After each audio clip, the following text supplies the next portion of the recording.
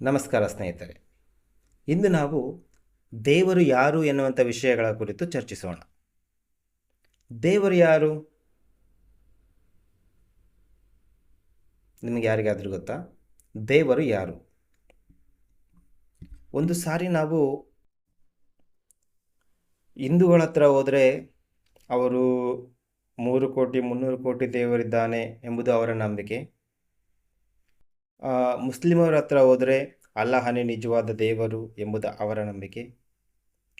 ಕ್ರೈಸ್ತರನ್ನು ಕೇಳಿದರೆ ಪ್ರಭು ಯೇಸು ಕ್ರಿಸ್ತನೇ ನಿಜವಾದ ದೇವರು ಎಂದು ಅವರ ನಂಬಿಕೆ. ಹೀಗೆ ಅನೇಕ ಜನರಲ್ಲಿ ಅನೇಕ ನಂಬಿಕೆಗಳು ಇರುವುದನ್ನು ನಾವು ಕಾಣ್ತೇವೆ ಅಲ್ವಾ? ಒಂದೊಂದು ಧರ್ಮಗಳು ಒಬ್ಬೊಬ್ಬ ದೇವರನ್ನು ನಂಬುತ್ತವ, ಆತನೇ ನಿಜವಾದ ದೇವರೆಂದು ವಿಶ್ವಾಸಿಸ್ತವ, ಆತನ ಮೂಲಕವಾಗಿ ಅವರ ನಂಬಿಕೆಯನ್ನು ಅವರು ದೃಢಪಡಿಸಿಕೊಳ್ಳುವುದನ್ನು ನಾವು ಕಾಣ್ತೇವೆ.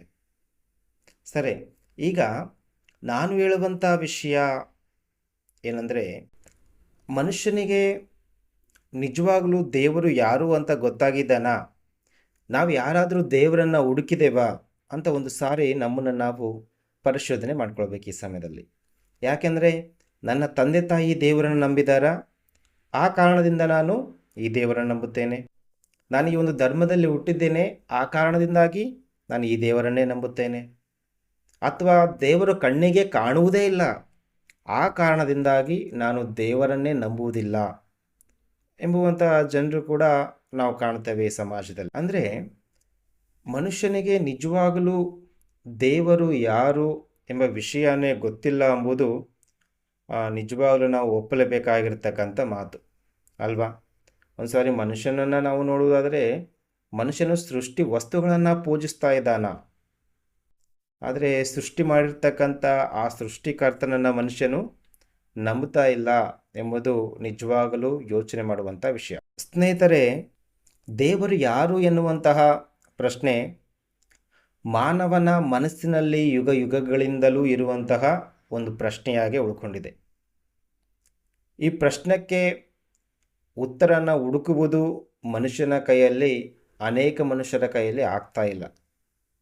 ಅವನು ತನ್ನ ಸಮಾಜ, ತನ್ನ ಜಾತಿ, ತನ್ನ ಜನರು ಯಾವ ದೇವರನ್ನು ನಂಬುತ್ತಾರೋ ಆ ದೇವರೇ ನನ್ನ ದೇವರು ಎಂದು ಅವನು ವಿಶ್ವಾಸದಲ್ಲಿ ಇರುವುದನ್ನು ನಾವು ಕಾಣ್ತೇವೆ. ಆದರೆ ನಿಜವಾಗಲೂ ಈ ಲೋಕದ ಜನರು ದೇವರನ್ನ ಹುಡುಕ್ತಾ ಇದ್ದಾರಾ ಅಂದರೆ ಇಲ್ಲ. ಈ ವಿಷಯ ಕೆಲವರಿಗೆ ಕಷ್ಟ ಅನಿಸ್ಬೋದು, ಆದರೂ ಕೂಡ ನಿಜವಾದ ಸಂಗತಿ ಏನಂದರೆ, ಈ ಲೋಕದಲ್ಲಿರ್ತಕ್ಕಂಥ ಅನೇಕ ಜನರು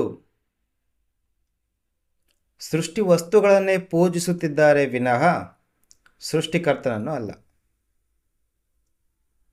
ಹೌದಾ? ನಮ್ಮೆಲ್ಲರಿಗೂ ಗೊತ್ತಿರ್ತಕ್ಕಂಥ ವಿಷಯನೇ, ಪ್ರತಿದಿನವೂ ನಾವು ನೋಡುವಂಥ ವಿಷಯನೇ. ನಾವು ಯಾರನ್ನ ಪೂಜಿಸ್ತಾ ಇದ್ದೀವಿ? ಸೃಷ್ಟಿಕರ್ತನನ್ನು, ಸೃಷ್ಟಿ ವಸ್ತುಗಳನ್ನು. ನಾವು ಪೂಜಿಸಬೇಕಾದದ್ದು ಯಾರನ್ನ? ಸೃಷ್ಟಿಗಳನ್ನು ಪೂಜಿಸುವುದಲ್ಲ, ಬದಲಾಗಿ ಆ ಸೃಷ್ಟಿಯನ್ನು ಸೃಷ್ಟಿಸಿರುವಂತಹ ಒಂದು ಶಕ್ತಿ ಇದೆ, ಆ ಶಕ್ತಿಯನ್ನು ನಾವು ಪೂಜಿಸಬೇಕು. ಆ ಶಕ್ತಿ ಎಂಥದ್ದು? ಅದು ಯಾರು? ಅದು ಎಲ್ಲಿದೆ? ಹೀಗೆ ಅನೇಕ ವಿಷಯಗಳ ಕುರಿತು ಮುಂದಿನ ವಿಡಿಯೋದಲ್ಲಿ ತಿಳಿದುಕೊಳ್ಳೋಣ. ಮುಂದಿನ ವಿಡಿಯೋದಲ್ಲಿ ದೇವರು ಯಾರು ಎಂಬ ವಿಷಯಗಳ ಕುರಿತು ನಿಮಗೆ ತಿಳಿಸುವುದಕ್ಕೆ ನಾನಿದ್ದೇನೆ. ನಿಮಗೂ ಕೂಡ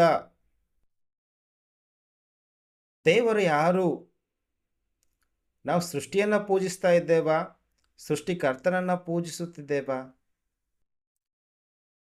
ಸೃಷ್ಟಿಕರ್ತನನ್ನು ಪೂಜಿಸುವುದಾದರೆ ಹೇಗೆ ಪೂಜಿಸಬೇಕು? ಹೀಗೆ ಅನೇಕ ವಿಷಯಗಳನ್ನು ಮುಂದಿನ ವಿಡಿಯೋಗಳಲ್ಲಿ ನಾವು ನೋಡಿಕೊಳ್ಳೋಣ. ಇನ್ನು ಯಾರಾದರೂ ಈ ಒಂದು ಯೂಟ್ಯೂಬ್ ಚಾನಲ್ನ ಸಬ್ಸ್ಕ್ರೈಬ್ ಮಾಡದೇ ಇದ್ದರೆ ಸಬ್ಸ್ಕ್ರೈಬ್ ಮಾಡಿ. ಅದೇ ರೀತಿಯಾಗಿ ಇನ್ನು ಹೆಚ್ಚಿನ ರೀತಿಯಾಗಿ ದೇವರ ಕುರಿತು ತಿಳಿದುಕೊಳ್ಳುವುದಕ್ಕೆ ನಿಮ್ಮಲ್ಲಿ ಆಸಕ್ತಿ ಇದ್ದವರಿಗೂ ಕೂಡ ಈ ಒಂದು ವಿಡಿಯೋವನ್ನು ಶೇರ್ ಮಾಡಿ. ಧನ್ಯವಾದಗಳು. ದೇವರು ನಿಮ್ಮನ್ನು ಆಶೀರ್ವದಿಸಲಿ.